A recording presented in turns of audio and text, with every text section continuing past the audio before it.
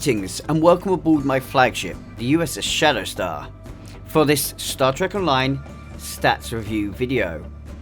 Oh look, I'm actually doing the stats review this time. Let's put a disclaimer out there right now. The Jovian Raider got some flack from me. Mainly because Cryptic had the nerve to claim that it would be everyone's new favourite, when really, there are a lot of raiders, cheaper to acquire raiders, for that matter, that are, quite frankly, well, better. A good example, the Marquee Raider.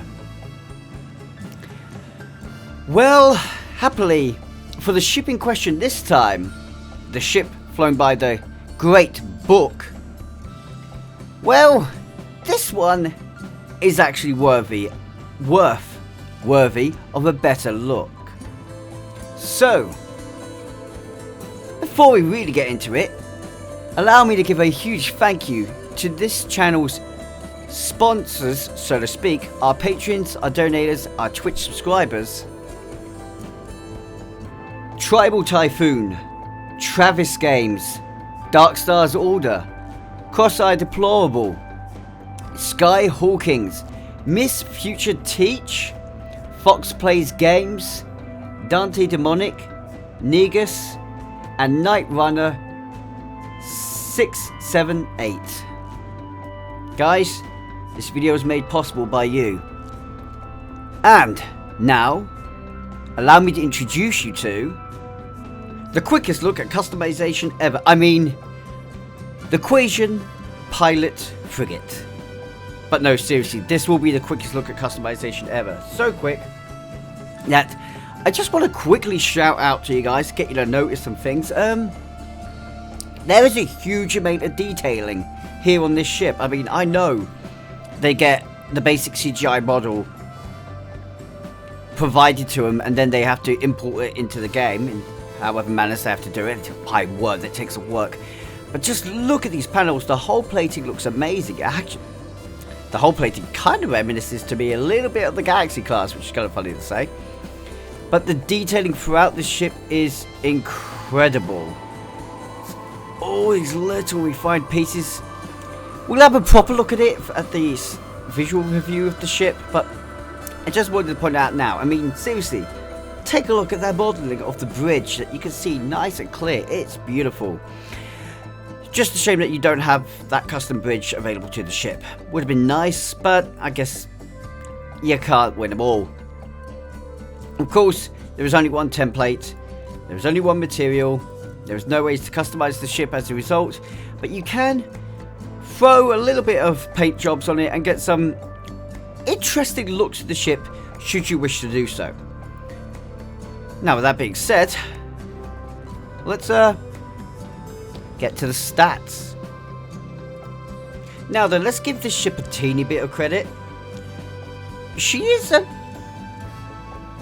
fair amount more unique than previous frigates we've had, and even high maneuverability ships that we've had. I mean, it's got a lot in similarities to raiders, but we'll see what that means, shall we? First of all, let's note, she's a tier 6 ship type frigate, which at level 65 will have a hull of 51,750. A hull modifier of 1.15, shield modifier of 0.8, with a turn rate of 18, and impulse modifier of 0.19, an impressive inertia rating of 80. Her bonus power settings are plus 10 to weapons, plus 10 to engines. Her device slots are a maximum of 3, and she has the console layout 4 tactical, 4 engineering, 3 science. This in combination with 5 forward weapons and 3 aft weapons, and she actually comes equipped with dual cannons. So obviously she can equip dual cannons. She actually has the 32nd Century Federation phasers, which is quite useful to see. Also to be noted, she is a very, very versatile ship, to be said, as her bridge officer layout is a commander engineering with pilot specialization. So please note what I've just said there. This is a combat-orientated ship with a commander engineering. Essentially, it's a frigate that is similar to a battle cruiser, but with pilot maneuverabilities and lower armor. However, she gets better because now she gets more like a raider, as her final 4 bridge officer positions are 2 Lieutenant Commanders Universal, 1 Lieutenant Universal with Command Specialization, and 1 Ensign Universal. Do you understand what I've just said here? This ship is a hybrid between a raider, or more accurately a pilot raider, and a battle cruiser, which gives her, very much gives her, a DPS orientated structure to her stats. However, thanks to the way she's also set out, she's also got that potential for support and for tanking. Now I will note, shield tanking is fundamentally weak to her, so I would not advise doing it. She can hold tank moderately. Regenerative builds will be relatively strong thanks to her console layout, and if you X upgrade, that will just be made stronger. She has incredible maneuverability, which is going to make her DPS obviously through the roof, though her side DPS suffers a little bit. And the biggest note to make is the fact that thanks to her structure and layout, she will easily roll any support orientation. She's got absolutely no issue being a support vessel. Now, other notes to make with her is, along with her pilot maneuverabilities, which gives you some very interesting looks for the ship, I've got to say, I approve. Oh, not quite there yet. She also has a battle cloak, which, just to quickly show off its look, not bad looking if you ask me. I think it's pretty nice. Whee! I do love the way this ship maneuvers itself, and it keeps itself fairly solid and structured. But if I was to say go forward or backwards, it takes on a far more aggressive look. Once charged, there we go. So as you can see, this ship has got some very nice, unique visuals to go along with those nice stats. Things get a little bit better for her though. Why? Well, she still comes with radar flanking as well, and has a unique ability, unique to her, which allows her to reverse direction.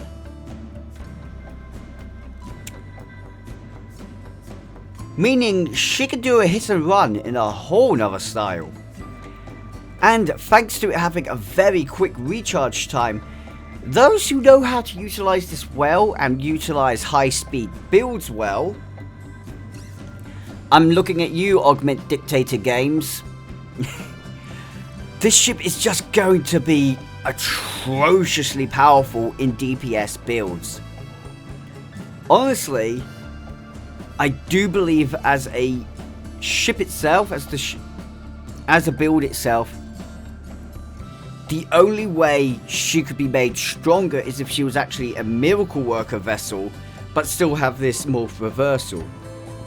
If they had made her a miracle worker and given her this kind of maneuverability, we would probably have a new superior DPS vessel. I am saying that against the Vaudois Juggernaut. I know. What am I thinking? Now. Oops. Didn't need to even hit that. It's not to say this ship doesn't have problems. First of all, its unique weapons. Now, these phasers, I honestly believe, will become a new meta. They are extremely powerful, thanks to their ability to give a 2.5% chance to recover 2.5 bridge officer abilities with an additional 1% per 20 seconds. Oh, sorry, for 20 seconds. Not per 20 seconds. These are so effectively strong that you can get that... No. Oh, what's it called? Emergency to battery. Emergency power to battery is one of the most sought after abilities to actually use with assigned duty officers to give extra recharge time to your abilities. Now, that being said, you can combine these phasers with Photonic Officer and get very close to that battery recharge time.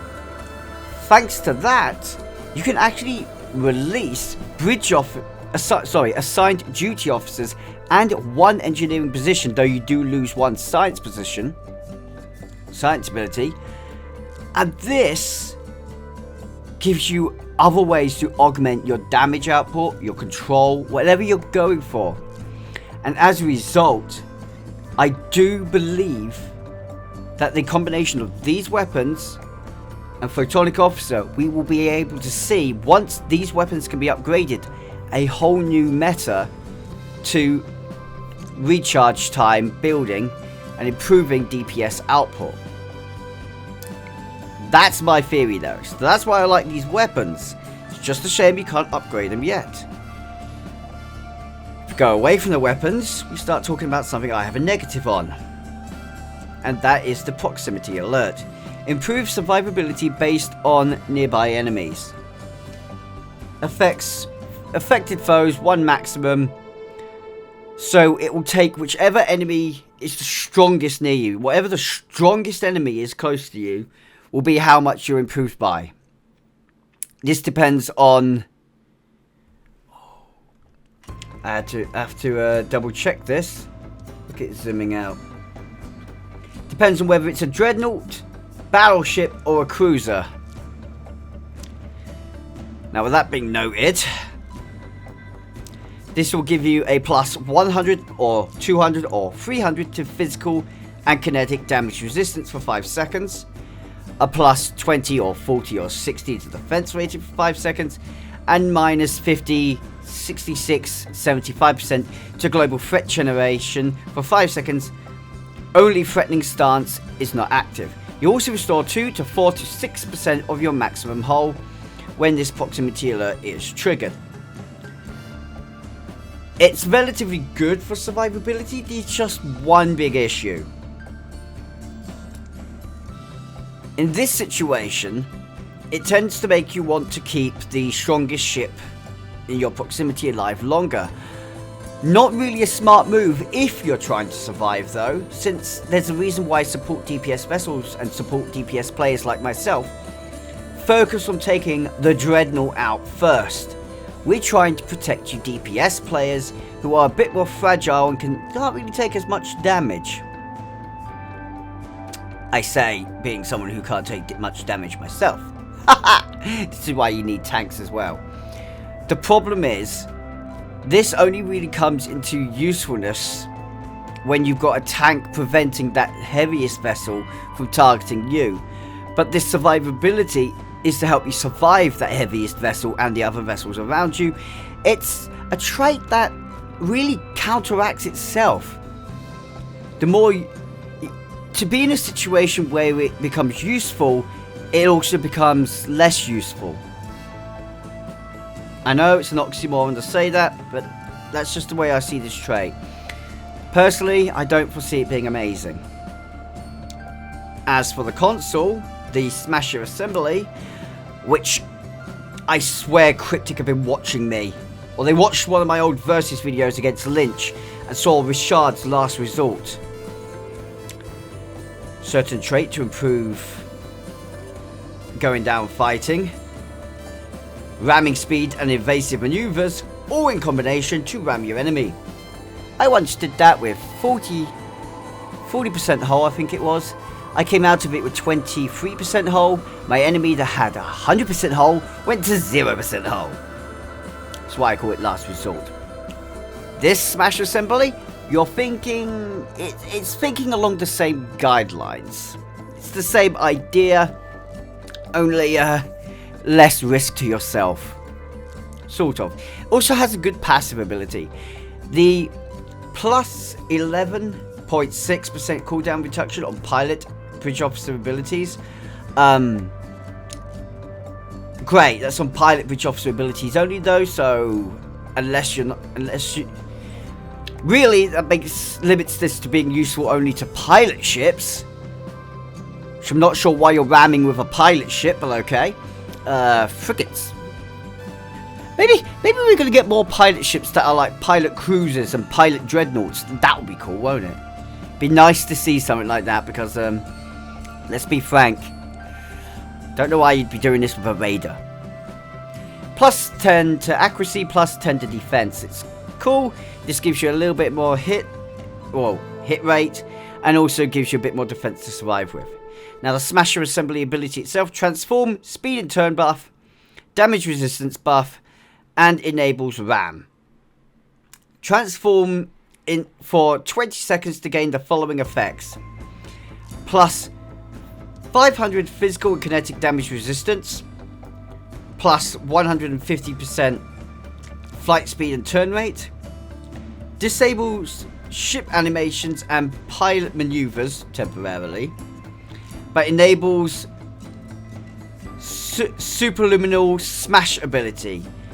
Charge through foes in a cylinder, dealing kinetic damage, and moves 5 kilometers forwards in a 90-degree firing arc.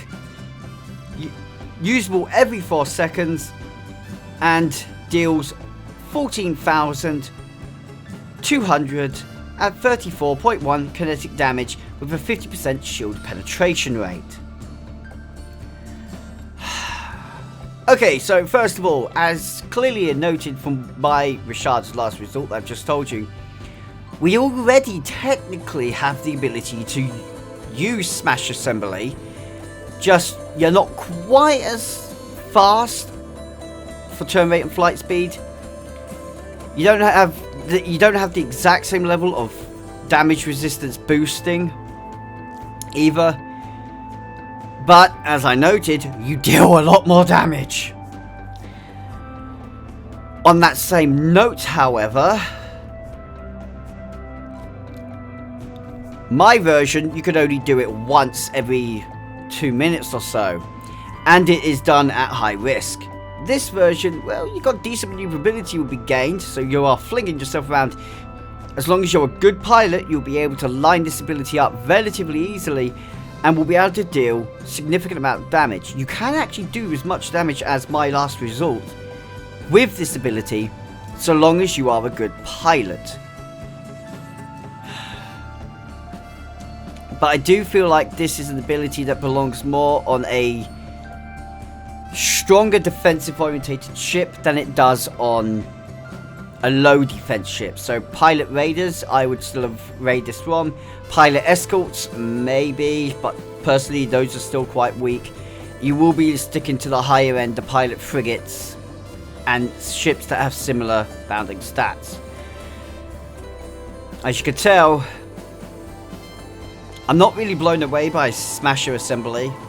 I'm not blown away by its traits. I'm still waiting for them to release the lockbox that will give us the Federation phaser turrets for the 32nd century, or Federation phaser weapons for the 32nd century, and hopefully, Cryptic have been good enough to think about this and gone, these weapons are that strong, we can't really provide just a phaser variant. We will also provide to the player base a disruptor variant, a plasma variant, and a Polaron variant. Why? Because that means every faction that you can play as, Dominion, Federation, Klingon, Romulan, they can all use their specialist weapon type and get the optimum output. It would be very good if they actually thought to go a step further and give it for Anti-Proton and Tetrion as well. I know this is asking a lot, but for them to do all energy types all this ability, that will finally, in my opinion, break the versatility hold that we've got on weapon types at the moment and give some freedom back. But hey, that's speculation. That's not so much the ship review. So let's get off that. And since I've shown you what the ship stats are, maybe you'd like to see her in action. And I'm going to be a bit cheeky. I'm actually going to use her weapons, minus the photon torpedoes. Honestly, I don't understand why we don't have 32nd century Federation quantum torpedoes on these ships, because we should have. Actually, I kind of understand it with Book's Frigate, but I would have at least seen full 32nd century photon torpedoes, which have a quicker firing rate or something like that. I don't know. But hey, I'm now being a little bit too harsh on this ship. Let's see what she can actually do. Follow me in a second. Well, it'll be a second for you. 15 minutes for me, roughly. Woo!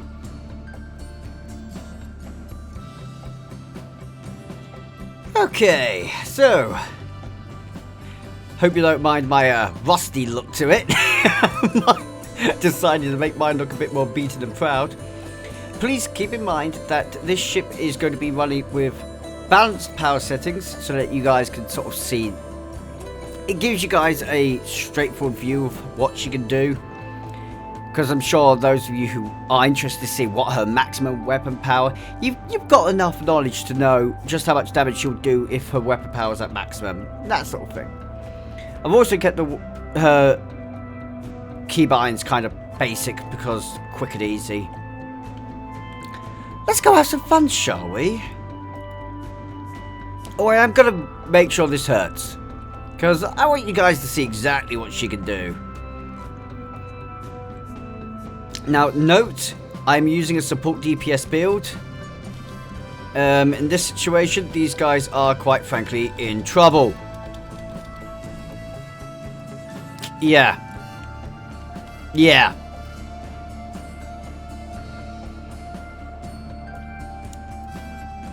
Galore class, let's go see how you do.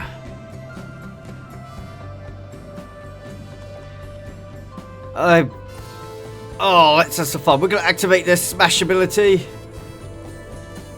Because I want to see just how quickly it maneuvers us around. Holy boat. Ooh! What the hell? Okay, not quite what I was expecting.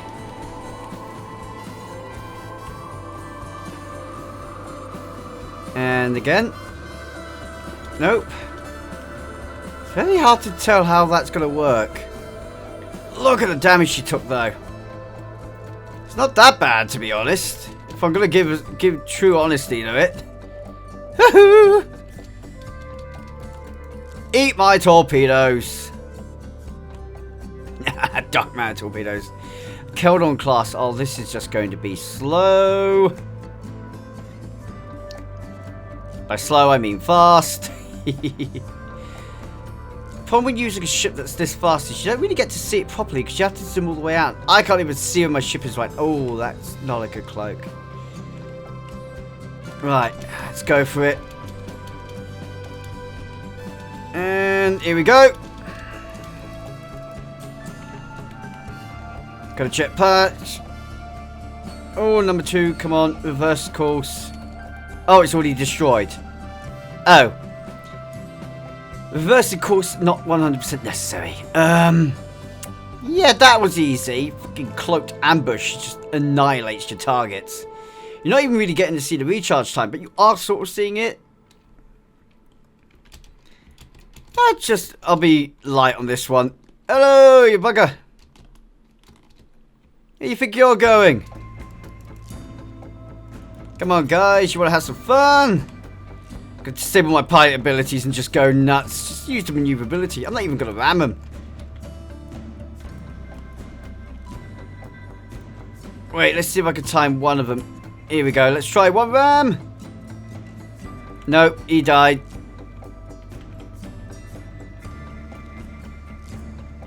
Ah! Didn't get this next one off. I was trying so hard to get a ram in there, I just completely flopped it. And let's change course. Hey, hello! You're back in front of me again. Oh, God. Maybe you should have done that a little bit further away from him. Whee! It's a bit too easy, if I'm honest. The moment you unleash your full power as well on these guys, they're just no match for you. I don't like it, but I do like it. Creaming on a bike. Okay, so I guess final thoughts, final score. Okay, so trying to be a bit brutally honest, we are looking at a very impressive ship. I'll be fair. It's unlike the Jovian Raider, where Cryptic made a very big claim. I think it was Cal that made the claim. I'm not entirely sure who it was in 10th that made the claim now, but one of them claimed that the Jovian Raider was definitely going to be the new favourite Raider for everyone. Yeah, bold claim, and no, just no. Way too many ships, either similar to it or better. However, can't really say the same about this pilot frigate. Now, yes, there are ships similar. However, this ship has the right things different and the right changes that for me, it becomes capable to say, okay, she's worthy a bit of a credit here. She's worthy of a proper look. Consideration of flight. Now, it's a shame about her console and it's a shame about her trait. Because in honest truth, I personally would give both a miss. As much as I do like things that improve survivability and will also give you some maneuverability and some strength, I could see how the console itself does have a use when given to tanks specifically, because it will give the tank much more speed and maneuverability and improve their survivability. But at the same time, I can think of ways to get those sort of stat boosts more efficiently, and yeah, to me that creates a fundamental weak spot for the console. The trait itself, like I said, it's an oxymoron of a trait. When that trait is at its most useful, it is also at its least useful. In truth, the best time to use that trait is in one-on-one combat. So perhaps it's useful to use in PvP, depending on the level of the enemy you're going against. But then again, that's taking the insight that you already know what ship you're going to be fighting. There will be certain levels of ship where it's no longer worth doing. It's definitely not worth doing against any DPS escort. So, yeah. I have problems with the trait and console. However, the stats are glorious for me. I love the fact that it is a relatively good defensive ship. I mean, similar defensive stats to other pilot ships that we've already had, I will say. It's kind of its problem there. But the 5-3 weapon layout is, well, quite frankly, that's my go-to weapon layout. It's my favourite one. And I do feel like it's a lot of DPS's favourite as well. The weapon layout combined with the maneuverability and the agility of this ship really does pan this ship's greatest strength. You then have such versatility with the bridge officer positions that you can use the ship in just about any role relatively easily. Tanking is really her only weak spot, but support and in DPS, she is masterful. Despite having only 3 science consoles, if you X upgrade this ship, you get 4, and that just brings her up to a perfect level for standard support builds. And already having 4 engineering is also a blessing for this ship. Frankly, the weapons and the engine's bonus power settings I think is a great strength for her as well. The fact that she had Battle Cloak gives her that little bit of extra survivability so long as you time it right with your pilot maneuvers and combine it intelligently for when you're planning your attacks. You can deal extreme levels of damage even if you're not a DPS player. So support builds can now do more damage thanks to this ship. This is a ship that is definitely one I would advise to support players. So here's my final overall score. As far as tanking goes, for a pilot ship, she is impressively strong tanking wise, just because of the bridge officers and console stats that she has. Though her own natural hull and shield stats are weak, I will still give her 5 out of 10 for tanking. For support, now, support, I understand some of you are going to wonder why she's getting so high with only 3 science console positions, but honestly, I think thanks to her bonus power settings of bridge officers, her engineering settings, and just the versatility of her use, she does deserve a higher score for support, and thus I will give her 8 out of 10. She's one of these ships that I am now going to most strongly advise to support players. As for DPS, now this is where we hit a strange ground. She's absolutely stunningly good as a DPS vessel. Let's not even beat around the bush on that one. The problem she has is that there are other ships that can DPS better than her, and I mean a lot better than her. A example that comes straight to my mind is the Shepherd class, the Gargarin Miracle Worker Battlecruiser, which is just slightly lower on turn rate, but otherwise fundamentally matches the ship punch for punch. You also have the Valiant class that can deal just as heavy in the damage as this ship. Prometheus, sorry, the Hestia. You have ships that have low maneuverability but even greater gunning power for it, Scimitar. But then this is where this ship gains an extra strength because she does outmaneuver most of these ships, which for a good pilot will result in her dealing far more damage than most of these ships. But this is the thing I now need to say. For DPS players, there are better options if you're not as good of a pilot. But if you are a talented and skilled pilot, this ship is going to be monstrous in your hands. So, DPS score 8 out of 10. She would have scored higher if she had, say, 5 tactical, 3 engineering, or came with just something to make her a little bit more different. Secondary shields, maybe. Sorry, secondary deflector, maybe. Something to change her up a little bit more. But otherwise, she is extremely powerful. Hey, do you know what? Make her an Intel or Bridge Officer. If that command had been an Intel, definitely would have been a 9 out of 10 then. So my final score for this ship is, honestly, my final score is 8 out of 10. And I recommend her to any support or DPS player. Give her a miss if you're a tank, though her console may be useful to you. That'll still only be in certain situations.